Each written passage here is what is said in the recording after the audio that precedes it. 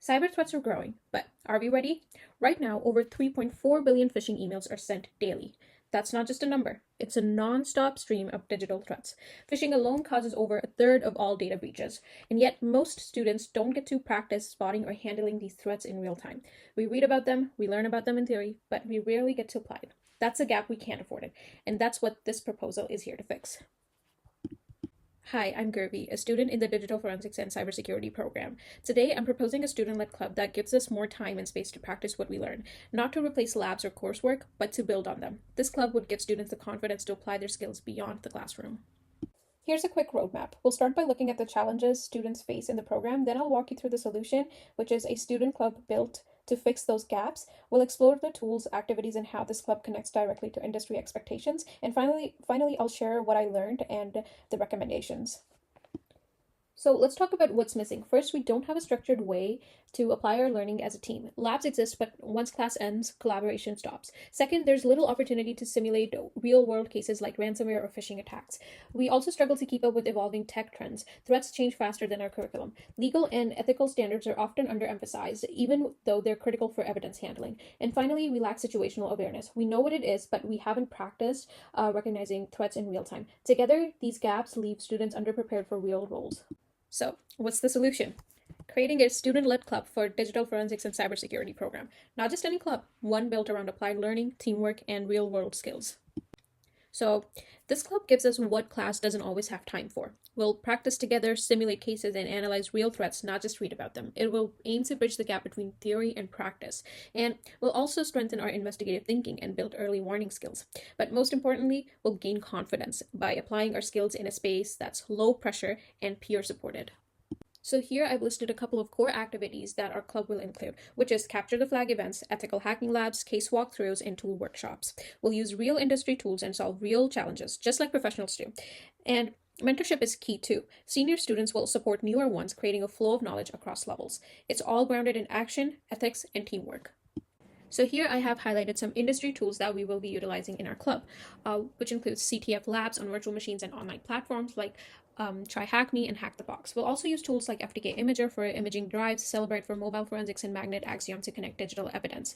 We'll also make use of Wireshark, which helps us monitor network traffic, while Packet Tracer lets us simulate attacks, and then VirtualBox to run isolated environments or simulated environments as well. Beyond the tools and events, the club is designed to create a strong learning culture. It's going to be inclusive and peer-supported. Students will mentor each other, collaborate, and share what they know. Everything we do will be ethical and simulation-rich. We'll be following professional standards when working with forensic tools. And we'll not just be building tech skills, but also soft skills like leadership and communication.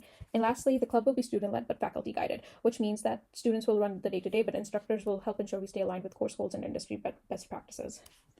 Now let's talk about what students actually gain from this club. One of the biggest benefits is the hands-on use of forensic tools. So when students get to practice with these tools regularly, they retain technical concepts more effectively. We also build critical thinking through simulation. So CTF challenges and forensic walkthroughs pushes students to think like investigators.